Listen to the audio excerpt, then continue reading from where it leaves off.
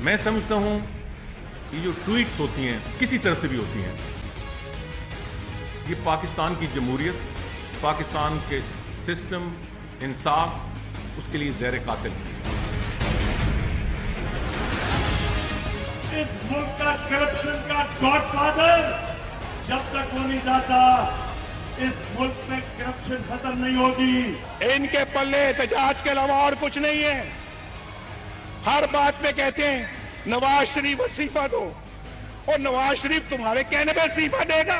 ये सियासत तुम्हारा काम नहीं है, ये मुल्क चलाना तुम्हारा काम नहीं है, तुम नहीं चला सकते।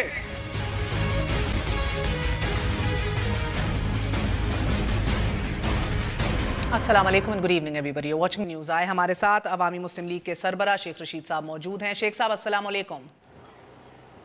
वालेकुम अस्सलाम। शेख साहब, आज JIT के हवाले से तहकीकाती टीम की तश्कील से मुतल्लिक आज बेंच की समाअत हुई, और वही जिसका डर था पहले दिन के ऊपर ही हो गया। जो supreme state bank of Pakistan और SCCP की जानिब से नाम फॉरवर्ड किए गए वो मुस्तरद हो गए। ये तो मुझे लग रहा है कि ये बहुत गंभीर इशू बनता चला जाएगा। It won't be as simple as it sounds. देखें, मैं आपके प्रोग्राम में एक लाइनर स्टेटमेंट देता हूं। नवाज शरीफ साहब चाहते हैं कि उसे फ़ौज ठप्पा लगाए और फ़ौज उठा के फेंक दे। कौम की ये ख्वाहिश है कि सुप्रीम कोर्ट इंसाफ करे, और अगर वाकई ये दौलत जो है इसकी कोई ट्रेल नहीं है, इसका कोई सबूत नहीं है, और ये मनी लॉन्ड्रिंग है, देन उस पर फैसला दे। देखें कल जो बीबी, मैंने कभी, मुझे हया आती है मरियम बीबी का जिक्र करते हुए। देखिए वो कह रही है कचरा है। यार इतना मुझे दुख हुआ है, जिंदगी में कभी नहीं हुआ। कि क्या हुआ है जी, आज माल्टा में 3 जून को इलेक्शन डिक्लेयर हुए हैं।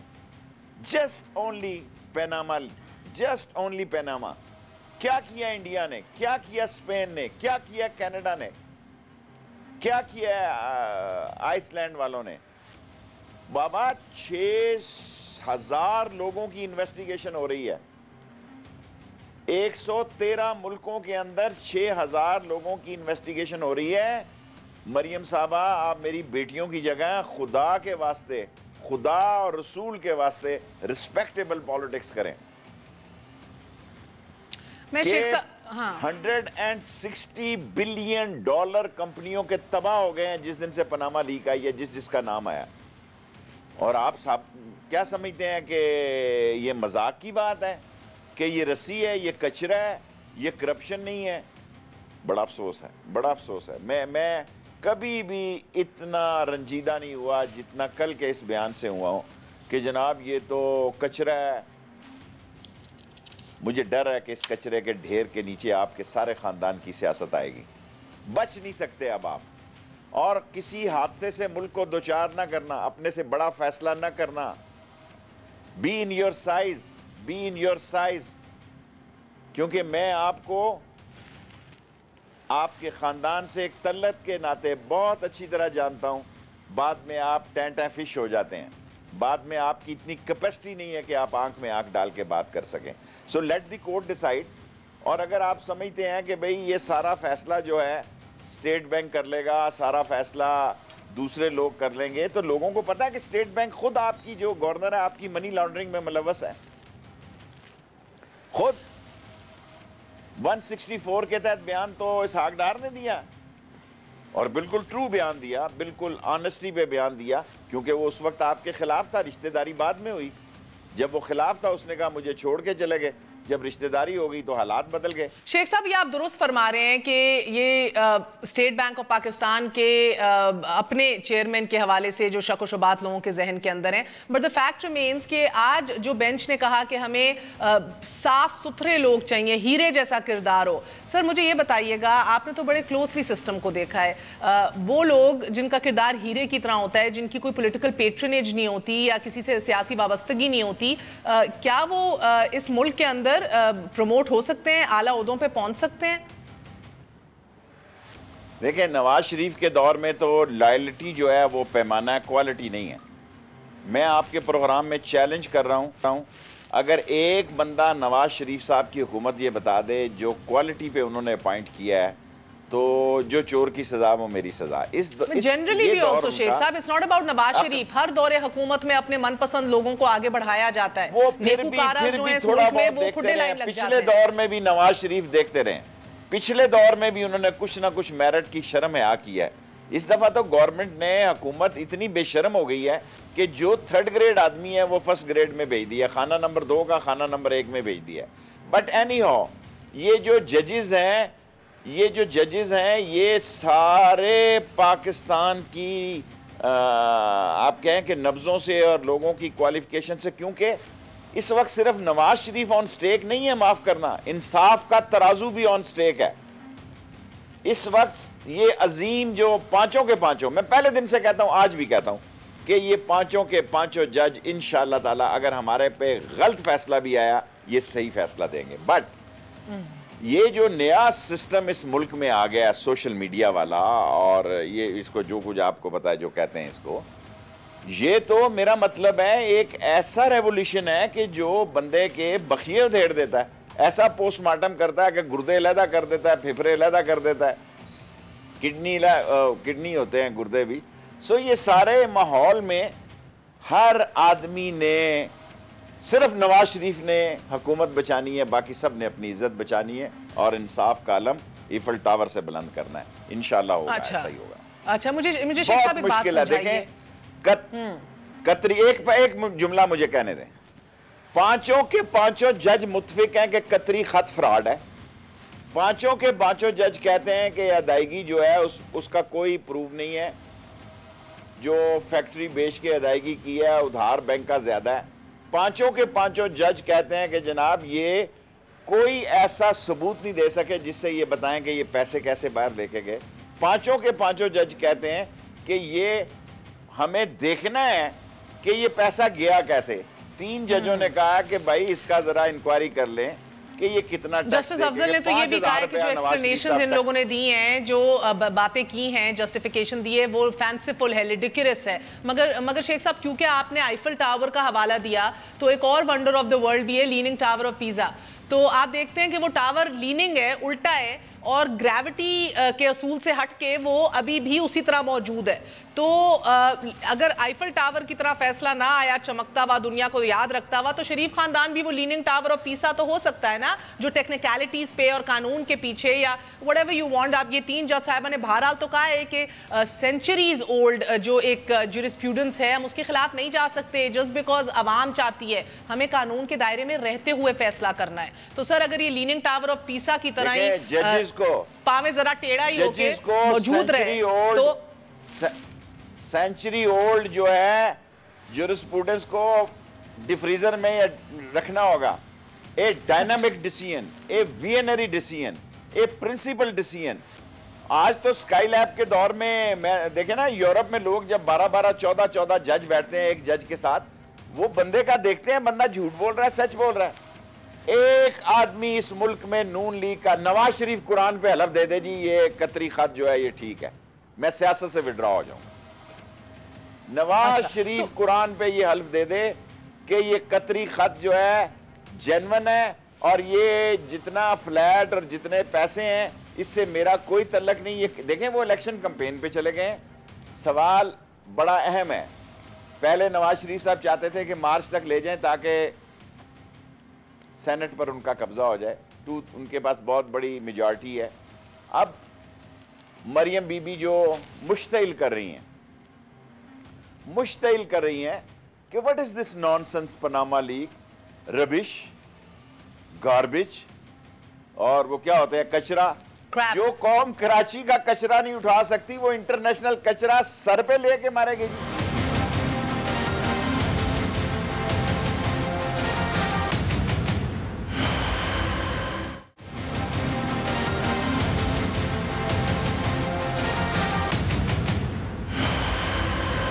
सर, ये स्पेशल बेंच जो बना है जिसके अंदर वो तीनों जज हजरात मौजूद हैं जिन्होंने मेजॉरिटी जजमेंट दी और कहा कि मजीद तफ्तीश की ज़रूरत है कि हम इस फैसले पे पहुंचें, तो आज इस बेंच ने जो नाम दिए गए थे, जिस तरह मैंने आपको पहले बताया, सबको पता है, मुस्तरद कर दी। और उन्होंने कहा है कि 18वें ग्रेड के तमाम तर अफसरों की लिस्ट पेश की जाए और अब हम ये बेंच खुद फैसला करेगा कि कौन से ऐसे अफसरान को चूज करना है जिनका किरदार हीरे जैसा हो। तो मुझे एक बात समझाइएगा सर कि क्या ये एजेंसियों की मदद लेंगे जज साहिबान के बैकग्राउंडर्स दें वो इन तमाम 18 ग्रेड ऑफिसर्स के ऊपर कि किसका बैकग्राउंड जो है मशकूक नहीं है या कोई ग्रे एरियाज नहीं है या कोई पॉलिटिकल पेट्रनेज नहीं है, सियासी वाबस्तगी नहीं है, एजेंसियों की मदद लेंगे और आज खुद तो तयन नहीं कर सकते ना।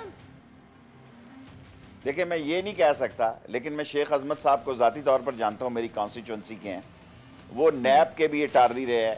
ये सारे क्रिमिनल बैकग्राउंड का जितने वाकिफ ये हैं, इतनी एजेंसियां भी वाकिफ नहीं होंगी। देखिए इनकी बड़ी सर आप उनकी वाइट कॉलर क्राइम की नॉलेज की बात सही कर रहे हैं, आप उनकी एक्सपर्टीज की बात सही कर रहे हैं सर, मगर इसका ये मतलब तो नहीं है ना कि अगर 200 लोगों की फहरिस्त आ गई वो उसके अंदर से खुद चूज कर सकेंगे ये हीरा है तो ये नहीं है। मेरी गुजारिश सुने, एजेंसियां तो खुद बैठ गई हैं बीच में। A square is equal to A plus B. Pakistan की दो ही चोटियों की एजेंसियां ISI और MI, they are sitting in the party, they are the part of this committee. और जब MI और SI ISI आ जाती है तो इसका मतलब है FIU भी आ गई, 408 भी आ गई, और उनकी जो 6-7 अब तो पता नहीं कितनी है, किसी जमाने में एक ब्रिगेडियर एक जनरल होता था, ISI में अब पता नहीं 11 जनरल होते हैं।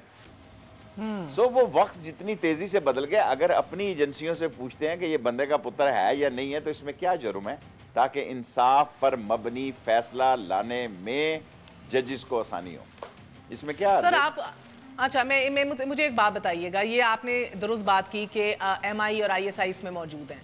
अब मुझे एक बात बताइएगा, आपको याद है कि माजी में भी एक दफ़ा if you recall correctly and you should be able to, because उस टाइम के ऊपर आप खुद काबीना का हिस्सा थे और आप एक्टिव भी बहुत थे, चीफ जस्टिस नसीम हसन शाह थे और उन्होंने फैसला करना था गुलाम इसहाक खान के हवाले से, केस उनके सामने लगा हुआ था। उन्होंने ज़ियाउद्दीन साहब से रुजू किया जो तब मेजर जनरल थे गालिबन, उन्होंने कहा कि जाके पता करके आएँ कि चीफ अवामी स्टाफ जो कि जनरल नवाज थे तब, जनरल नवाज क्या कहते हैं कि ये उनका कोई इशारा है या उनकी कोई रिकमेंडेशन है तो उसके हवाले से प्रोसीड किया जाए। ये वो मर्की हिस्ट्री है हमारी जुडिशरी की भी जो हमें भूलनी नहीं चाहिए। We all need to remember हर एक के हवाले से। आपको लगता है आज भी अगर जान की अमान पाऊं तो मैं कुछ अर्ज करूं, अगर मैं जान की अमान पाऊं तो शुक्र है, आप खुद ही कुछ फरमा दीजिए क्योंकि मेरा सवाल कंप्लीट होते होते कुछ इधर कंटेम्प्ट या कुछ और ही ना लग जाती। Every day is not Sunday. देखें एक वक्त वो जर्नैल था जिसको जस्टिस सज्जाद ने खत लिखा था, उसने जनाब लॉ ब्रांच को भेज दिया कि जनाब अली ये सूरत हाल पे हमने क्या करना है क्या ना करना। देखें इस टाइम जो आर्मी चीफ है उसके 100 दिन अभी पूरे हुए होंगे, कुछ ही दिन या कुछ हफ्ते पहले। सारे कोर कमांडर पहला सवाल करते हैं व्हाट अबाउट डॉन लीग। आज तक किसी ने इस चीज को नहीं सोचा कि जो खारियां में नौजवान खड़े होते हैं कहते हैं जनरल साहब व्हाट अबाउट डॉन लीग्स। जो गैरिजन, देखें फौज के मिजाज को समझने की कोशिश करना भी बहुत जरूरी है, और एक अच्छा जर्नैल जो होता है वो लंगर की गपशप की भी रिपोर्ट रखता है कि दाल में तड़का ठीक लगा या नहीं लगा। वरना वो इंडिया की तरह आप देखें ना, एक ने खाने पे इंटरव्यू दे दिया और उसको मारना पड़ा, इंडिया को गोली मारी उसको। एक अच्छा कमांडर जो है वो लंगर पे भी, और अल्हम्दुलिल्लाह हमारी फौज में तो आपको पता है ये यंग अफसर है, उसको जवानों में भी कुछ महीने रह जाके रहना पड़ता है बारकों में। This is a part of their training. Sir मेरे सवाल का जवाब दीजिए। जनरल नवाज ने ये पैगाम भेजा था डू व्हाट इज राइट, जो सही लगता है उन्हें करें, मेरे तरफ से कोई अहकामात नहीं है। सर आज भी डॉन तो अभी यही पैगाम है कि जो ठीक है वही करो, और इस ट्वीट के बाद तो वाह हो गई है सर, लंगर में भी और रैंक एंड फाइल में भी हर जगह वाह हो गई है जनरल बाजवा की, अल्हम्दुलिल्लाह। मगर क्या पैनामा के ऊपर भी फौज ए पॉलिटिकल नजर आ रही है आपको, बिल्कुल bipartisan, nothing to do with it? मेरा ख्याल है फौज का वाज़ेह पैगाम है कि justice justice justice at any cost justice. और इस मुल्क का जो इमेज इस वक्त नवाज शरीफ का है कि वो छोटी सी जलसी देखकर नवाज शरीफ के इमरान खान के जलसे को कहता है वो जलसी थी, ये जलसा है, कुर्बान जाऊं और पकड़ाई ना दूं। मेरा ख्याल था कि आपकी नज़दीक की नज़र कमज़ोर है, मुझे तो दूर की नज़र पे भी शक पड़ गया है। कि इमरान खान का जलसा उनको जलसी नजर आती है और अपनी जलसी कहते हैं ये शेरों का समंदर। ये वही शेर है नवाज शरीफ साहब, माजरत के साथ, कि जब आप 8 सारे मर्द हजरात दस्तखत करके गए थे, और ये वही शेर हैं जनाब अली के कोई चिड़िया नहीं फड़की थी। सो थिंग इज के इंसाफ होने दें। मैं ये आपके प्रोग्राम से कहना चाहता हूं कि जो सच है, अगर नवाज शरीफ कह देता है कि भाई हाँ देखो असल प्रॉब्लम क्या है, नवाज शरीफ कह रहा है कि हम 1935 से लगे हुए हैं या 45 से, 10 साल मुझे पता नहीं, आगे और पीछे कौम मुझे माफ़ कर दे, या तो अल्लाह ताला इनको अमीर कर दे नबी के सदक़े में, ये सारे 2 नंबर के काम छोड़ दें और ये कहें कि हमारा पेट भर गया है, हम खुश हैं। और मरना है इन्होंने जब ना, तो इन्होंने कब्रिस्तान में जाने से पहले नाल सारी इंटरनेशनल चेक बुकें जो है, ये फर्स्ट टाइम नवाज शरीफ का मसला है कि उसके खानदान में लड़ाई है। कौम को छोड़ें, इस वक्त नवाज शरीफ का इमेज उसकी सारी सियासी जिंदगी के कम तरीन इमेज पे है।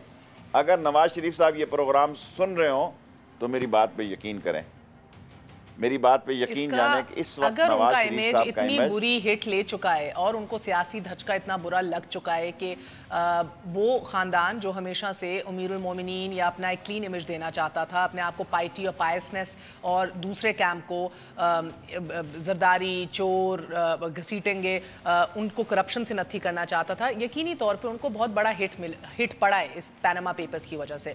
मगर इसका कितना ताल्लुक है, आपसे मैं ये सवाल पूछ रही हूँ, ज़रा समझिएगा इसे, कितना ताल्लुक है आज मियाँ साहब की एक ट्वीट जो कि एक पब्लिक स्नब थी, एक पब्लिक सुबकी थी, उस ट्वीट पे खामोश रहने से कितना ताल्लुक है? क्योंकि बहैसियत उनकी अपनी शख्सियत, जो उनकी थिंकिंग है, सिविलियन सुप्रीमेसी के ऊपर जो उनकी एक क्लैरिटी है और जो उनका माजी राय, वो तो शायद हम एक्सपेक्ट करते कि कोई और रिस्पॉन्स आता, मगर ही इज़ क्वाइट, सब्र व तहम्मुल से काम ले रहे हैं। गुजारिश ये है कि इस बात में आपकी वज़न है कि उन्होंने मुश्तिल होने की कोशिश नहीं की, लेकिन जितने शरीफ ये शक्ल से नज़र आते हैं अमली तौर पर ऐसी बात नहीं है। फातमी क्या बेचता है, क्या पिद्दी का शोरबा, कब एम्बेसडर रहा जी अमेरिका में गया और वापस आ गया। राव तहसीन का मुझे इसलिए है कि चलो मेरे साथ भी उसने काम किया यार, एक सरकारी अफसर है, 20-21 ग्रेड में होगा, उसके आखिरी दिन थे। परवेज़ रशीद मेरा महल्लेदार है, मुशाहिदुल्लाह मेरा महल्लेदार है। नवाज शरीफ जब भी टारगेट करता है मेरे महल्लेदारों को करता है। और अब मुझे मरियम पे पूरा यकीन है, मरियम औरंगज़ेब पे, कि वो बच्ची जो है मेरी कॉन्स्टिट्यूंसी में अपने मामलात को बेहतर देख रही होगी।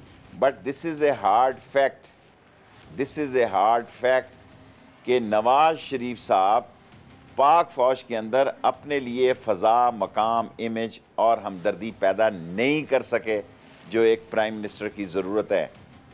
अगर मोदी आता है और रायवंड में आके लैंड करता है या हेलीकॉप्टर से आता है कि किसी एजेंसी को ख़बर नहीं होने देते, और ये जो जर्नल हैं डिफेंस स्ट्रेटजी के अभी लगे, वो फ़ोन करते हैं कि अगर जनाब आप कहें तो मैं आ जाऊँ, वो कहते हैं उधर ही रहें, कोई ज़रूरत नहीं है आपको आने की। क्या लोग सजन जंदाल को या नवीन जंदाल को या इनके सारे रिलेशनशिप को नहीं समझते? नवाज शरीफ साहब पे जब बुरा वक्त आया तो नवाज शरीफ ने सबसे पहले वाजपेयी से मदद मांगी। सबसे पहले उन्होंने खत जो उनका बेटा लेके गया दिल्ली, और फोटो भी लग गई, उन्होंने सबसे पहले इंडिया से मदद मांगी। सर आपको लगता है कि सजन जंदाल का इधर आना, उस पे फौज भरम हुई है? नहीं, ये नहीं मुझे पता। मुझे मोदी के आने पे बरमी का इजहार इसलिए था कि किसी को एतमाद में नहीं लिया गया और सारे मामलात जो है उन्होंने 1 to 1 तय किए हुए थे। मुझे इसका नहीं पता। ऑफ कोर्स सजन जंदाल ने किस लिए आना है? अगर वो समझ रहे हैं कि उनकी स्टील मिल या उनका स्क्रैप जो अफगानिस्तान में उनकी मिलों में बाई सी की बजाय वाघा रोड से जाएगा, तो ई ख्याल अस्तो महाल अस्तो जुनू और कुलभूषण यादव का अगर वो ठंडे हो गए हैं, कुछ उनको समझ आ गई है कि इधर और भी गम है ज़माने में एक मोहब्बत के सिवा, उनको समझ आ गई है कि इधर और भी बड़े मसले हैं। सो ये भी कोई बुरी बात नहीं कि चलमन के पीछे लोग डिप्लोमेसी करते हैं, नो हार्म, लेकिन जो सेंसिटिव और हसास चीज़ें हैं उस सबको अच्छा प्राइम मिनिस्टर ने ऑन बोर्ड करके लेके चलता है। और मैं चौई निसार, मेरे ज़ाती दोस्तों में मैंने 2 दफ़ा उनको कल टीवी में कहा कि यार क्या कर रहे हो, तुमसे तो एक नॉन पॉलिटिशियन इसहाक डार बेहतर अपना रोल प्ले कर रहा है। और वो राजपूत है ना, राणा सनाउल्लाह तो खैर बड़ा बदबूदार राजपूत है। मैं ये महसूस कर रहा हूं कि जो बातें मिल बैठ के तय होनी चाहिए थी, एक बड़े सहाफ़ी का जुमला है, मैं कोट करना चाहता हूं। उसने कहा कभी भी सियासतदान को अपने गंदे कपड़े चौक और चौराहे में नहीं धोने चाहिए। जब सियासतदान अपने गंदे कपड़े चौक और चौराहे में धोता है, बेशक कितनी अच्छी माया लगा ले, बिजली कितनी अच्छी वॉशिंग मशीन क्यों ना हो, कितना अच्छा पाउडर इस्तेमाल क्यों ना करे, अवाम की नज़रों में उसकी बू नहीं जाती। सर ये पनामा घुस गए अंदर।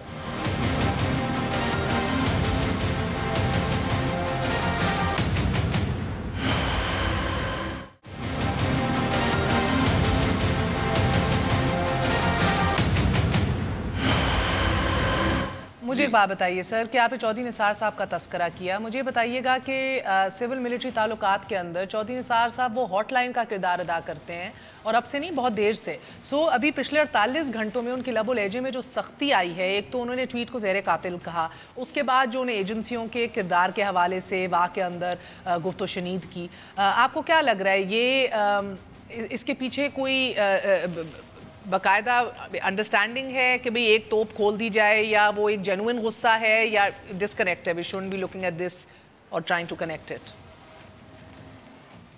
देखें ये शुरू हुआ, जनरल उमर हयात नाम है उनका, ज़ुबैर हयात, उमर ज़ुबैर या क्या, वो वहाँ लेफ्टिनेंट जनरल थे वाह फैक्ट्री में। कैसे हुए, किसने किया मुझे नहीं पता, ऐसी कल चौधरी निसार कहेगा।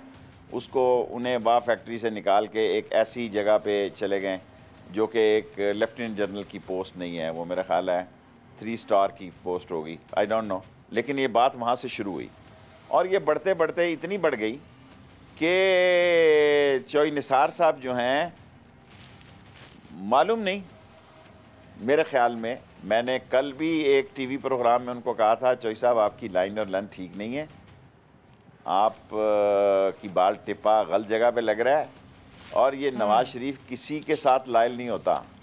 अगर ये मुशाहिदुल्लाह और परवेज रशीद के साथ नहीं हुआ तो ये तो बड़े अरसे से अपने दिल में खटका अचानक भरम क्यों हुए हैं Chaudhry Nisar? You don't understand कि अचानक भरमी इतनी क्यों आई? मैंने एक वजह तो बता दी आपकी, बहुत बड़ी वजह है, वाह फैक्ट्री में उनका इंटरेस्ट है, इलेक्शन कैंपेन पे लोग निकल आए हैं।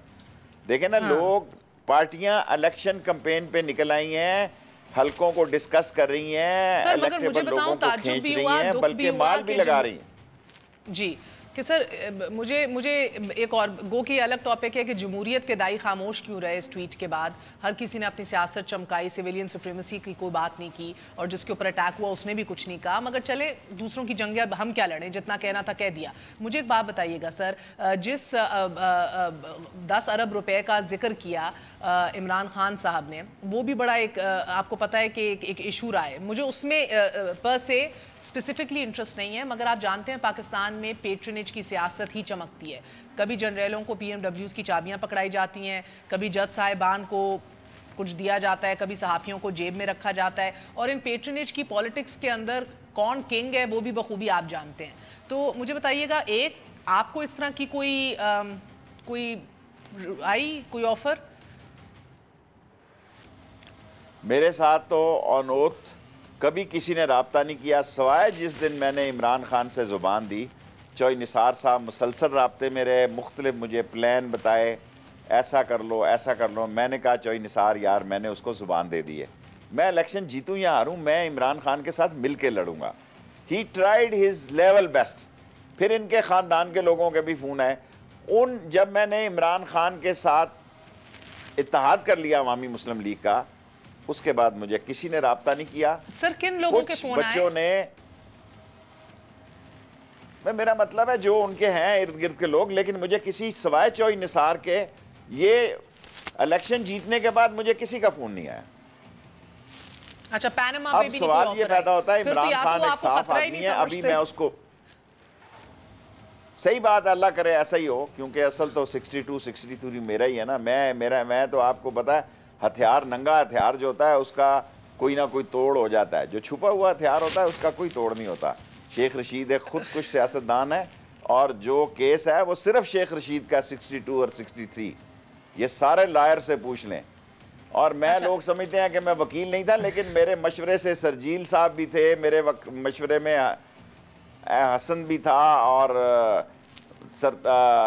खोसा साहब भी थे, एतजाज एहसन भी थे। मैंने दुनिया का निचोड़ इकट्ठा करके केस लड़ा। लोग कहते हैं यार ये ऐसी आके छा गया, छाना इतना आसान नहीं होता, बड़ी मेहनत करनी पड़ती है। में मौजूद थी, you were there and you were fabulous. So let's move forward. मुझे एक बात बताइएगा सर कि अब ये इन अ नटशेल क्विकली, इससे पहले कि हम वापस इस इशू पे आए पैनामा के ऊपर, सर ये फौज मजीद डॉन की खबर के हवाले से जो एक्शन ले रही है, मजीद क्या चाहती है?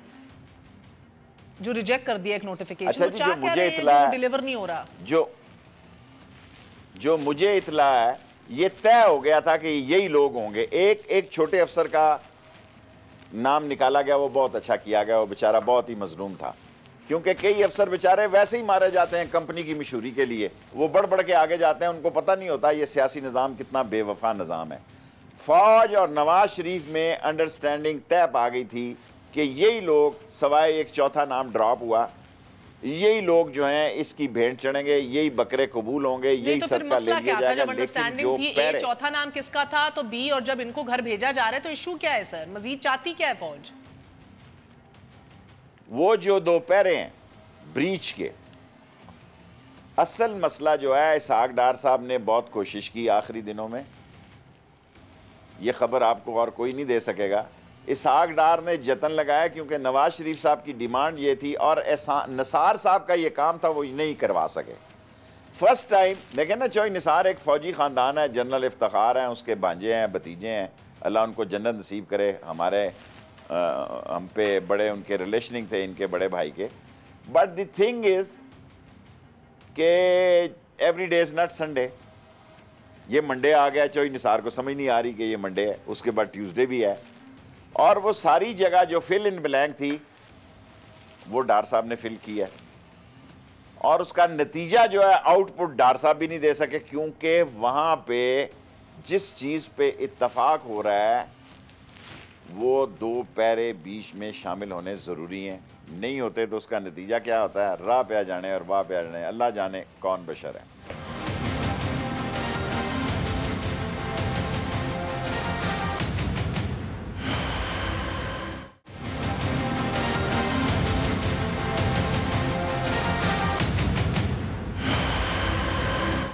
शुजा नवाज साहब ने एक किताब लिखी है क्रॉसवर्ड्स, जिसके अंदर आपका भी जिक्र है कि उनके भाई जनरल आसिफ नवाज से आर्मी हाउस में आप भी मिलने जाते थे और आप कहते थे कि भाई नवाज शरीफ की गवर्नमेंट को टॉपल किया जाए, ऐसे घर भेजा जाए, बहुत हो गई। तो मुझे एक बात बताइएगा सर, इतने साल गुजर गए, दहाइयाँ गुजर गई, आज भी कभी आर्मी हाउस जाने का कोई मौका मिलता है या ऐसी कोई रिक्वेस्ट? हाँ, मिलता रहता है, क्यों नहीं मिलता। आपने रिक्वेस्ट डाली है? मेरा मतलब अगर आपका काम आर्मी हाउस जाए बगैर ही आपको पता हो क्या हो रहा है, तो आपने ज़रूर ठप्पा लगवाना है आर्मी हाउस का।